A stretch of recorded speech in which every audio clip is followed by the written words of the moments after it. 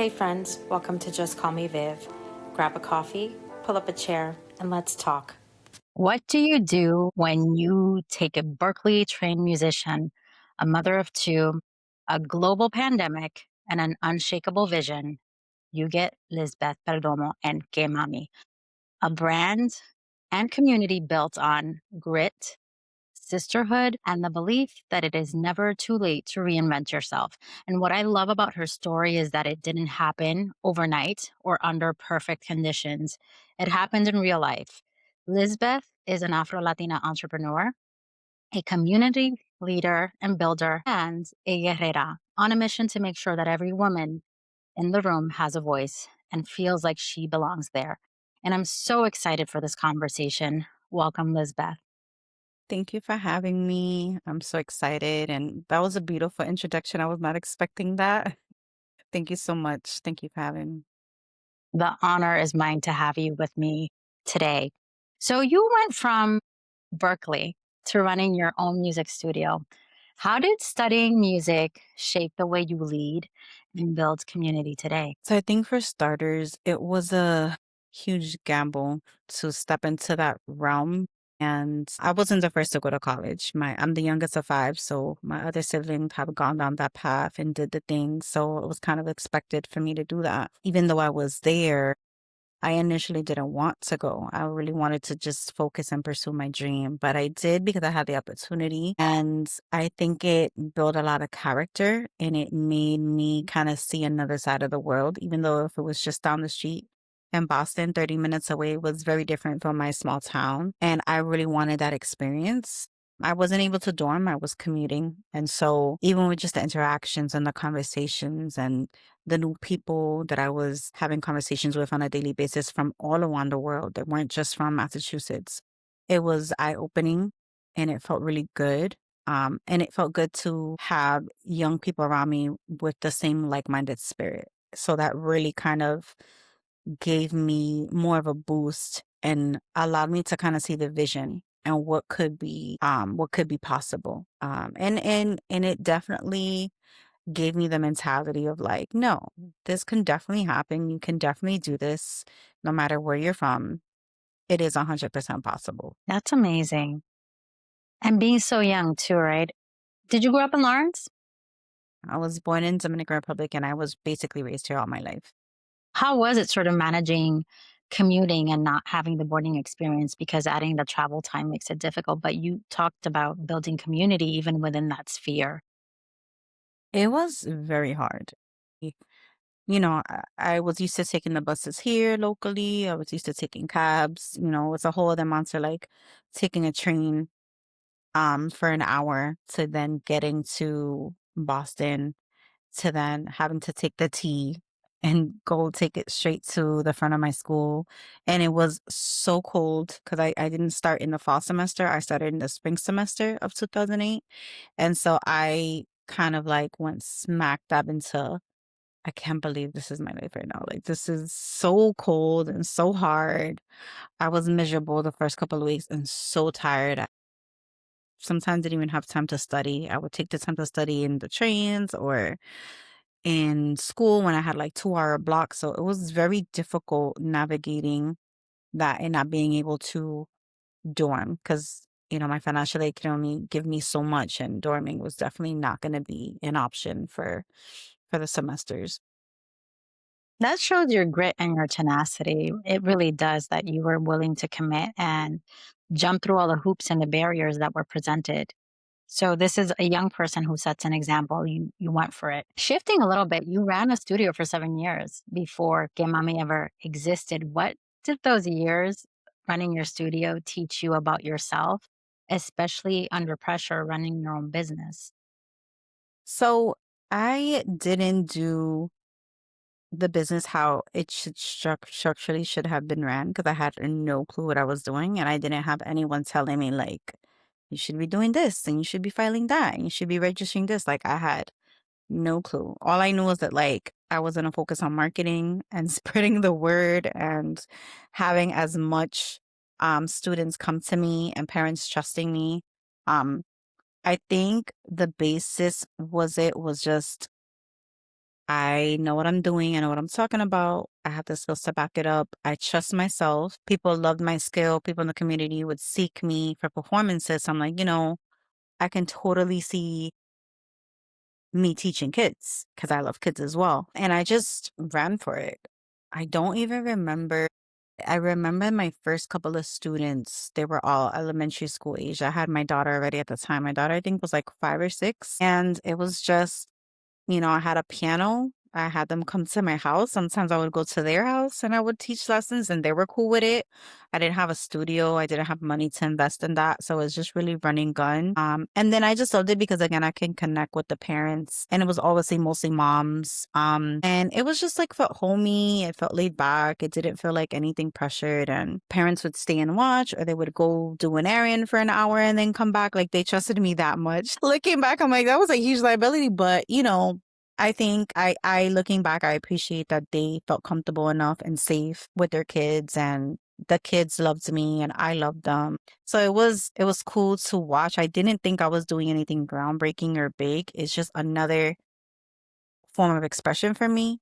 And not knowing at that time that wasn't happening in my community. Nobody was teaching, nobody had a studio. And it was a huge luxury. A lot of people had to leave our city to Andover or New Hampshire or Methuen to get these things. And I'm just like, wait, like I remember have such a hard time having my parents pay $70 a month or $70 every lesson to do voice or piano. I can do that for the kids. And then we'll have a showcase. And I didn't think it was anything groundbreaking. I just felt like it was fun. I wanted to do it. I was making money. I didn't want to work a regular 9 to 5. And it was a great thing in the moment for me to build. And it felt good because it was mine. That's, running a business and just starting it without sort of knowing all the underpinnings of what it takes to run a business, right? But like you bet on yourself. You essentially said, this is what I want to do. There's a gap in the market within our community for this service. And you struck on the opportunity, right, while it was hot. Talk to me a little bit about navigating being a businesswoman, running your business and parenting while you're doing that. Because parenting on its own is a full-time job. So that's not just busy. Like that's you're creating your business and your identity. So in that season of you parenting, and I think I read an article where you talk about postpartum. What changed during that season, those 7 years of running this business? So I would say I had a good support system. I had dad in the picture and still is in the picture, and we're still together. And it was just only her, so it was easy to juggle. I had both grandparents at the time, my mom and dad, and then his mom and dad. So if that was working, she'd be with one set of grandparents, she'd be picked up and then come home, and then all my students would be after school. So I'm sacrificing the time I have with my daughter to be with the students, but since that was my form of income, it was kind of a way to offset it all. Really, I like to say like I still have a really great kid. She was probably like 5 or 6, 7 at the time. And her little self was always very focused and loved to come home to do her homework and she could sit and play quietly and chill. Or she was just like flitting around while I had my lesson too, like watching and playing with the little girls or kids that were here too. So it wasn't like anything that was stressful or strainful for me, thank God. So it was kind of just like merged with the lifestyle. Like she's always seen me doing something.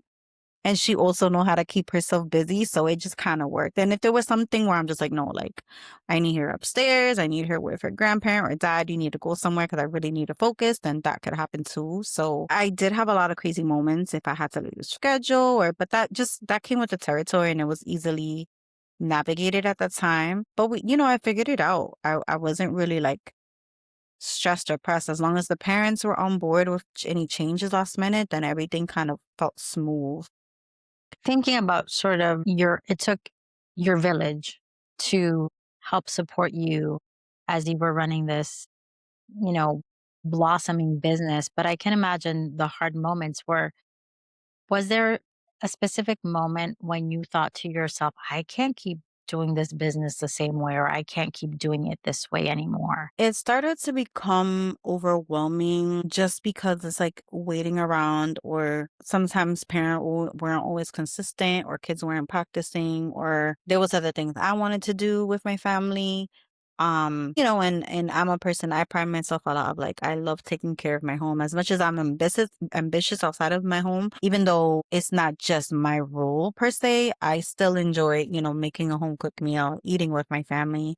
I love to have a clean home. I love to make sure everybody has what they need for the next day, just the little things. So once you're missing out on that, after a while, it can pick at, it can pick at you. It can bother. It can be uncomfortable because then you're not aligned. You're not doing things according to schedule, and things just feel like all over the place and disorganized. So not that my other half couldn't do it, but just it's always best when it's two people doing it as well. So that's the only time I felt like it could be difficult. And then as far as the business per se, it wasn't sustainable the way I was doing it for a while, just because I didn't have a system of processing. Like, you see how now we have like Squarespace and we have all the things. Like, I didn't have any of that.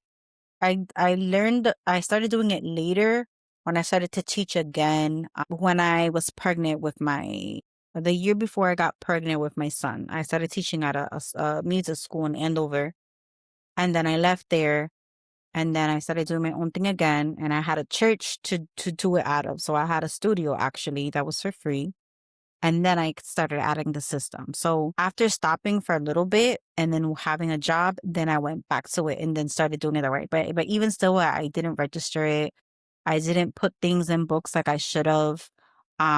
Because this is only temporary. Like, I'm really not gonna take this further. Even though it could have, I just didn't put the manpower behind it. So it could be the machine the way that Que Mami is right now. Right.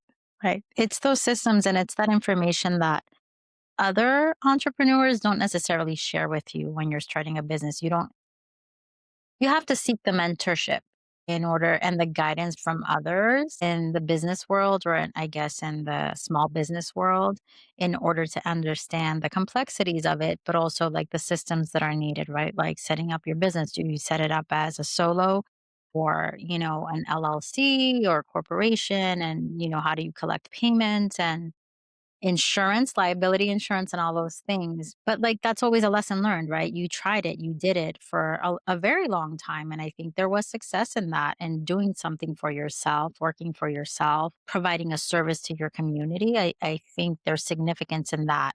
I read one of an article written about you, and it talked about a women's event that you attended in 2019, and sort of a feeling that you had, and made you think that there was something more for you. There was something bigger for you. And sort of that was the moment that the light bulb went off for you. Is that the moment where the idea for Get Mommy came up? Absolutely. I had hosted the brunch, and it was a year after having my son. And I also had started working a 9 to 5 that I'm still currently at. I was like probably like 2 months in. And I was tired. Like, I was so tired because I was also getting back into fitness, trying to cope with my mental health and trying to like come back to me. What does that look like? I had just turned 30. A lot of things changed in my life, physically, mentally, emotionally. And I was trying to figure out like, what the hell is going on with me? I need to connect the dots so that I can go back into the world. And I just felt compelled to give back. I didn't know that I needed to do that, but hubby was just like, he's like, you keep trying to do something for you, for you, for you. He's like, why don't you find something that you can do that helps others? And I'm just like, that's so true. And even still, I didn't know. So I ended up meeting a young lady who was new to the community. She had just came from Rhode Island. She was actually a pastor from a church, and she came the church where I was giving voice lessons. That's why I met her. And then after I stopped giving voice lessons, after having my son, we had the idea of kind of reconnecting with community because she had no clue who anybody was in the community, and I knew everyone. So that's how we kind of used each other. We hosted an event. I brought people to her. She brought people to me that she knew, and It was just kind of to share my story and for her to introduce herself, and for women to network and mingle and speak, and share their story too. And it just felt good because I don't think that platform has been done before, especially even though it was only 8 years ago, that wasn't happening in the community, especially for my age group, for my millennials. Like there was no young woman having their little, their little sit down, a little brunch and just saying like, how are you? What are you doing? What are your dreams? What are your goals? How can we help you attain that? What's next? Even if they weren't going to implement something, but just to be heard, right? Of like, that sounds awesome, or that's a great idea, or I would love to hear more. Sometimes because we're in the midst, because I was in the midst of stuff, all I had time was to take care of my body, feed my son, make sure he was developing the right way. I wasn't thinking about social media and connecting with women. I was so disconnected from the world, and there were so many great things happening in the community. And so after, the brunch, I something sparked where I'm like, there's something more that should be said, and my community needs more. I don't know what yet, but we need more and they need help. I don't know how they're gonna get this help, if I'm gonna get people to do it for them or if it's gonna be me. And if I was gonna take on that challenge, I had to go at it full fledged. That makes sense. You talked about that this all came about at a time when you were had your baby, your son. You talked about your mental health and feel free to share what you want. But it's a time of transition for you, I can imagine. And still you were compelled to build this beautiful community where you said, women in our community weren't necessarily sharing stories or had the spaces to talk about their dreams or their ideas or their goals. So while 8 years ago may not seem like a long time ago in many ways, right? You were trailblazing in many ways, creating those spaces in that community for yourself, which I think is very impressive. Thank you. I appreciate that. It's again in the moment when you're doing these things, you're not like, I'm gonna be the first or I'm gonna trailblaze this. Or it's just my fear and my worst nightmare is never tapping into the highest potential of my talents and my highest dream and vision. Like if I can think about it and I can create it, I know I can make it happen. And if someone's not on the same page or they can't see it, I can't be around you. I can't Yes. we can't talk because for me, I've always been limitless. That's kind of like the inner child in me where I have this crazy vivid imagination, and everything that comes to me or I have manifested or done in my life is a manifestation of everything that I've thought of and dreamt of. I told myself, and I know this sounds crazy, and I say this all the time to my partner and my kids. I'm like, I manifested the partner that I have, the kids that I have. I remember writing down in a little journal when I was 12 with my sixth grade writing teacher, who then became a writing teacher for my daughter for summer program. We'll get into that later. But Miss Mary Guerrero, she would write, she would ask Yes. us, she would do these prompts and she would say, where do you see yourself in 20 years? Where do you see yourself? I would say, have my partner and my kids. I'm going to be taking care of myself and into fitness and this. And I'm going to have my own business and we're going to work together and he's going to understand what I'm doing and I'm going to have an understanding partner and I'm going to be able to do X, Y, and Z. And so, and you don't know this as a child. I also went based off of like seeing my mom and seeing my sisters that every time they did something, they would execute and it would just get done. And that was my norm in my life. So I didn't know anything different, but just going. Some things are toxic. There's some things that we hold as Latinas that are just like, okay, take it back. But there's some things I take that I'm like, you know what? No, I like that attribute of us. And I like that we're able to persevere under no matter what circumstances. The positive of it was more of like, who's going to tell me no? And you can't put me in a box. And what do you mean this can't be done? So anytime I heard no, it was like, all right, well, I'm going to figure out that no. And because if I could create it, I know I can make it happen. And I think that just led me throughout my life, from the school that I got accepted to the jobs that I've had, the things that I've done. It's always just been, I like to say, being delusional. If you're delusional enough, Life. Love it. I You love your can make it delusion. I think, happen. yeah, you talked about manifestation, but at the core of that really is a belief in yourself, right? Because you have to believe that you're capable. And I think in many ways you just highlighted like the knowing that you have a higher purpose. You have to essentially live out your wildest dreams. And when people say no or people close the door, figuring out another door that you can open or a window or figuring out a way to make those things happen for yourself, which again speaks to your tenacity. So you started Que Mami without investors. This is like, this is my idea. I want to do this, right? Your early days, what did that look like when you started? You decided, okay, this is what I'm building now. So the early days were really scary and nerve-wracking because again, I still had no clue what I was doing and I wasn't talking to anyone about it, not even my partner. He just knew I was doing something and I wanted to do it and I wanted to invest in it. And it was all from my own money. No help, no investors, no grants, no loans. And every time I would get paid my little check, at that time, the world also was different economically, where I could have like taken 100 here, 200 there, put it aside. I ended up registering with the city. And then I had to wait, I think I waited like a year. When I created the platform was 2019, the social media platform. Then a year later in 2020, I registered it as a S corp with my accountant. And I'm like, oh, it's getting serious. This could really happen. And then a couple of months later, I'm like, I need to trademark the name because it's such a unique name. Never heard of it, nowhere in the world. And it was exactly that. So my friend, well, she's been a longtime family friend who was my hubby's cousin's wife. She was working at a company where she had a woman who did trademark. And she put me on, and then we had a conversation. She was such a sweet lady, and she broke down the whole process, and she ended up trademarking it for me. So I was double protected. And then the next phase was having a web designer and securing the domain name for quemami.com and then building the website. I've never done that before. Creating the logo, which was created by me, and then having her execute the concept was also another process, and the colors and the font and the different components that have to do with like the wireframe of the website all was collaborative.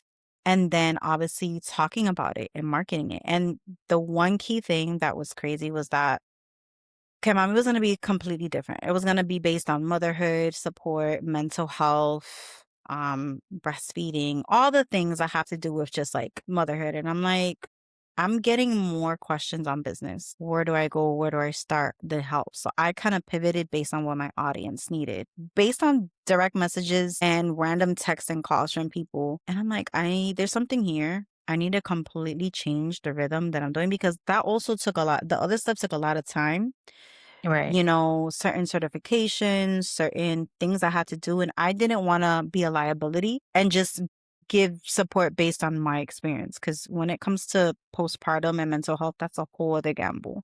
And I felt like because I already Absolutely. had marketing experience, not only with my personal brand, but also with my voice lessons. I'm like, you know what? I just have to sharpen my skills and hone in on what specifically I want to do and then based my agency on that, which was marketing, PR, and business consulting. And then at first it was great.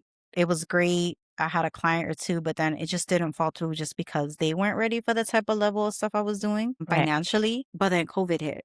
And then I had to kind of like go into adapt mode. Like, you're creative, you got to figure out on your feet. Like, all right, so I have this business, I invested all this money, like everyone else, what am I going to do? And I'm like, well, everybody's supporting brands on Amazon and everybody's supporting businesses from Target and this celebrity. I'm like, I'm going to support local people. I'm going to support the local food. I'm going to support the local jeweler, the local clothing store boutique, Latina brands, high and low ends, shoes, makeup, hair products, everything. And it was the best decision I ever made. I wasted my own money in purchasing these things on a weekly basis. I'm like, well, I'm supporting small business, so it's not a big deal. So it'd be like $50 here, $60 here. And it was a gamble. It's a lot. But all I had to, or And then it turned into, the great part about it was the women were willing to invest in just sending me products to talk about it. And they're like, Yeah. I have this lipstick. Can you just wear it and talk about it? And I'm like, sure. And I'm like, wait, I don't have to pay for this anymore.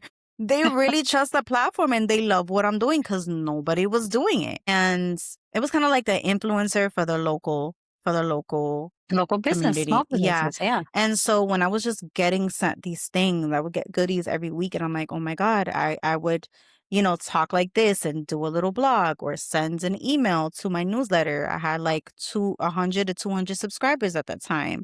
The platform was still growing from 200 to 500 and I would go on live.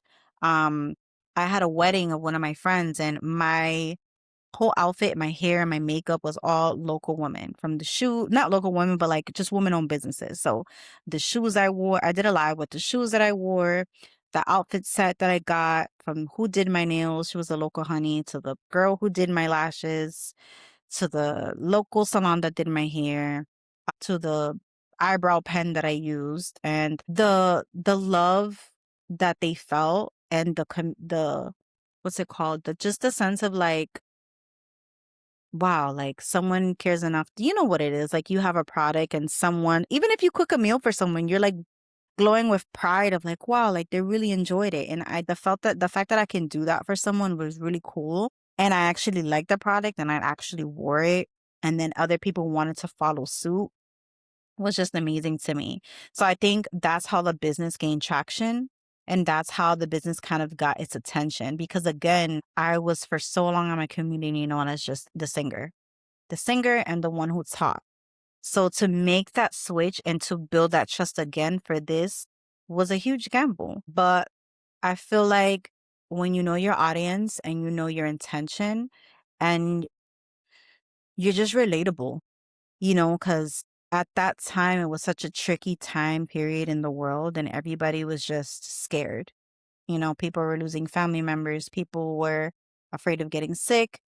All people had was time, food and cooking recipes at home, watching TV and buying stuff to stay above water. And so if I could give you some type of like disconnect from reality, because that also was my therapy too, Right. talking with them on a daily basis about supporting small businesses or what I'm doing or what I'm up to, I was going to do it. And it was fun. And I loved it. And I took them on my health and fitness journey too, staying active. So it was an all encompassing thing that even now when I do it, I'm like, I need to get back to that essence. I look back at videos, I'm like, I need to go back to doing that. It was so much fun, but it was a great time. So COVID taught me the power of community, and just showing up consistently gives you results. It just gives you results and being authentic. And it was really fun. The process was fun. You talked about sort of knowing you wanted to do this and doing it, and even like supporting small businesses, right? And word of mouth. We talk about how powerful it really is. Powerful word of mouth, right? Someone's product, someone's cake business, someone sort of crafting and selling things. Because our community, I think, Lawrence, and in particular, people are creative and will figure out a way to make it happen, right? To support their families and to make their dreams come true. And as you said, when someone says no, I'm going to figure out another way to get it done. And in many ways, I liken that to, Que Mami, right? You've created a safe and authentic space for women, for Latina women, for women of color. If I walked into one of your events, what would I feel like in my body? Because I can imagine it's cathartic and transformative. So I actually have a different take on those events right now. In the beginning, for that time frame, it worked and it was valuable to me because I wouldn't say desperate. I would say I was yearning to make sure I held the community together by any means, and they needed to Mhm. know what I was doing and that they needed me. Now my mentality is, honestly, for me, it's not in alignment with what I want to do with the business. Just Okay. bec- just because I feel like I've done that part already. I've done the events, I've gone to the events, been on panels, and I feel like there's still so much more that my brand has to do to solidify its foundation before I can give something of substance and value. That's just like come buy a ticket and hear these millionaires speak. It's more than that for me. Like I Right. want the follow up. I want to reconnect. I want the mentoring. I want those conversations. I want actionable steps to get there. I want someone that helps the woman with mindset and therapy if needed. Because that's another thing nobody talks about, the process of what I mentally had to do to even attempt to have Que Mami even be founded. Like I had to do a lot of mental and inner work personally to be able to do the things because I wouldn't have been able to do it. And so I think that's the most important part before I host any event. Be like, hey, this is what you need to start your LLC. But then you're all over the place in here and you can't make the connection. You're not receptive because you're not aligned. And that's one thing I would say, no one's, it's not every day you're going to be perfect or aligned because even when you're in a business, like you're going to get out of misalignment, things going to suffer. Whether, unfortunately, let's say if your business is tanking, but you're spending quality time with your kids, you're doing the dates with your hubby, and you're going on vacation, but something's wrong with the business, or your business is doing really great and it's at the top tier, and like you haven't had a date with your hubby in a couple of months, and you miss your report card night, or you miss the dance competition. So there's always an offset, but before you start anything, because when you get there, when you cross that bridge and you get there, right? But Hmm. before starting anything, if you're not tapped into your psyche or in alignment or taking care of yourself mentally, emotionally, spiritually, and physically, you can't do anything, in my opinion. But Right. this is what I've Right. learned. And so before any event that I host and have that type of conversation, it's more of like, what are you doing for you to be Mm. okay?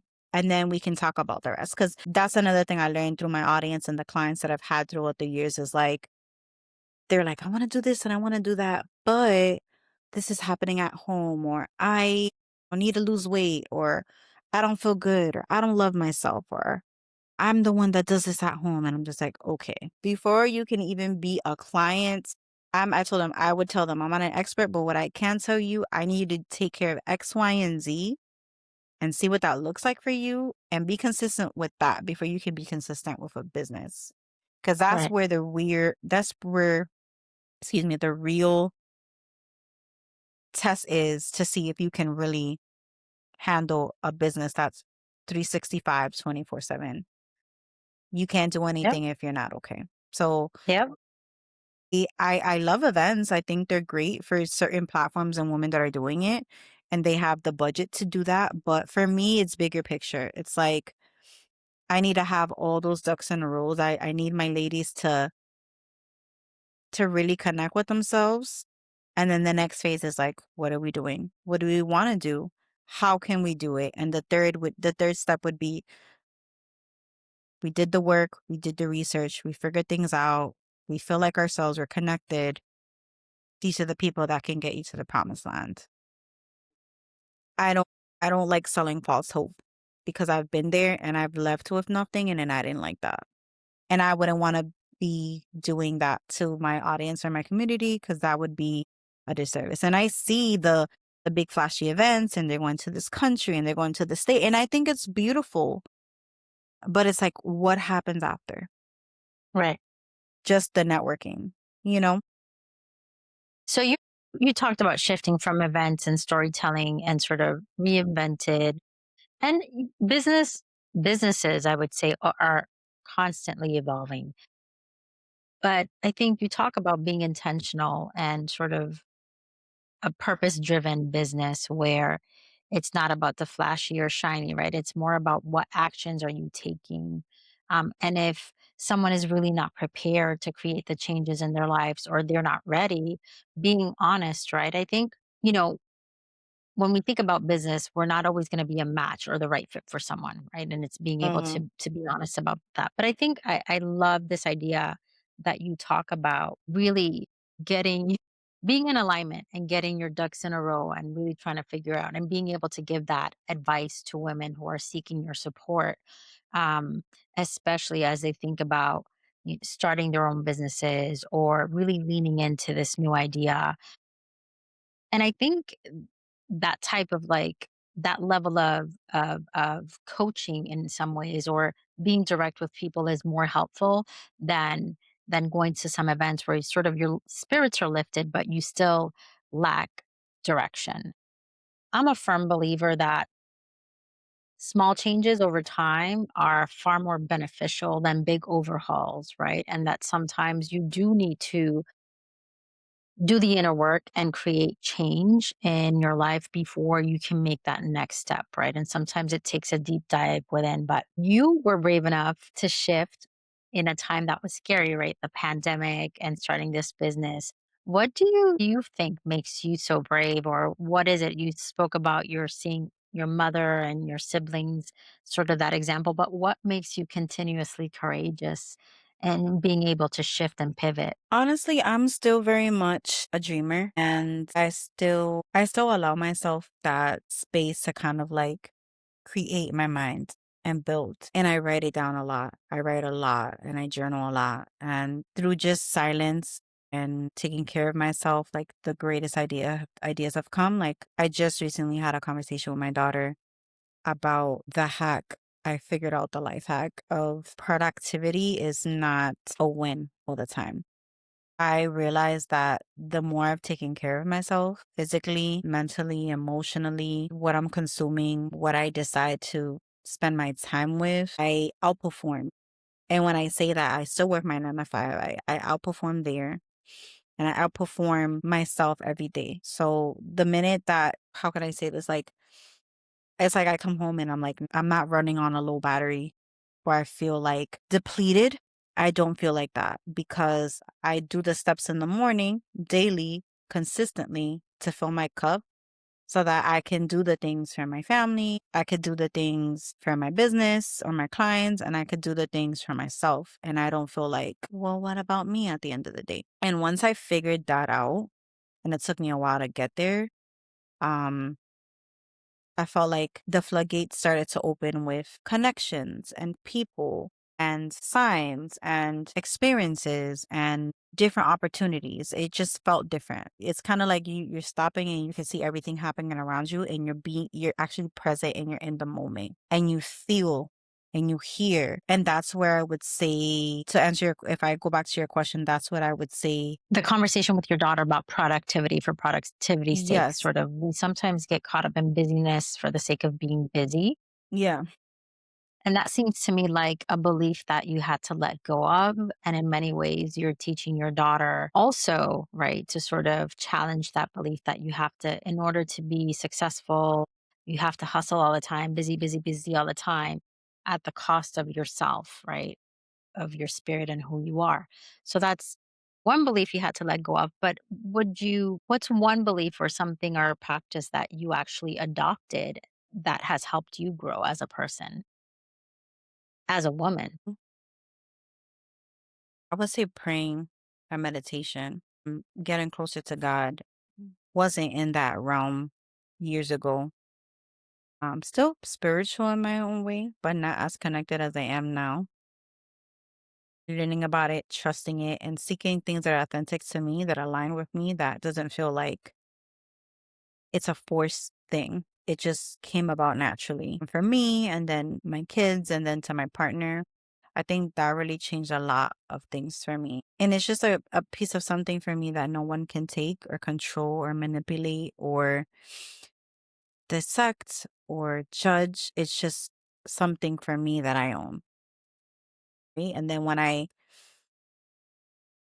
spread that or have conversations with my daughter, when she has her moments, good and bad. Same thing with my son. It could be something as scary as like, I don't want to go to sleep by myself and I'm scared in the dark, leave the lamp on. Like those conversations, or if hubby's experiencing something or doubting or second guessing or whatever it is, like that we have that is it feels like such a sense of security, and it's just been our pillar the last, I want to say, 2 years. And it's changed the relationship dynamic, it's changed the family dynamic, and it's changed my relationship with my kids, my relationship with myself, and it's just our guiding light every day. I feel like Now I feel more if I felt secure and confident in myself before, I feel like now it's just, like, more solidified Mhm. and That makes sense. untouchable in a way that's like, if once I have that, I have everything, and everything else can fall into place. That's beautiful. Thank you. Lizbeth, thank you so much for sharing time with me. What advice would you give to a woman who's listening to this podcast right now and maybe she's a young mother, maybe she's postpartum, maybe she's dealing with mental health challenges, maybe she's just burnt out, maybe she's just scared to start something new or pivot. What would you tell her to do now in this moment this week? What's one small action that she can take? Well, first off, that she's not alone, and if you have someone or more than one person that you can share and speak to, do that. And also, if you can build your relationship with God and get closer to God in a way that's comfortable for you, do that. If that's not a part of who you are, write and journal is very helpful. And also, I'm all about mindset. I would say if you're thinking and experiencing this, there's tons of platforms you can go to listen to affirming mindset things to kind of shift your mindset. So you can kind of like trick your mind into not believing those thoughts you're having because you're not your thoughts. Your mind cannot differentiate between the good and bad you tell yourself. So if you tell yourself you're sick every day, your body's like, okay, well, we're sick, right? No. So if you tell yourself, like, 3 months in, I just had my baby, may not be the way I want to be. My skin may not look, my clothes are fitting funny. I can't go out. I can't hang out with friends like before. This is only temporary. Make use of your time and that thing that you've been thinking about that you've been wanting to do, whether it's crafting or journaling or dancing or a YouTube video dance or whatever it is, whatever that looks like for you, just do it. Stop making excuses and do it and find little pockets of happiness that fill you up. Because that little pocket of happiness that fills you up is going to lead to something else, and then to something else, and to something else. And you don't know what that will be. But it's just a path of happiness for you. And when you're happy and you're light, you're limitless and anything is possible. Beautifully said. Thank you so much. Thank you. If anything in this episode resonated with my listeners, I'd love for you to like, subscribe, share it with a friend, someone who's close and dear to your heart. And until next time, please take care of yourself. Bye.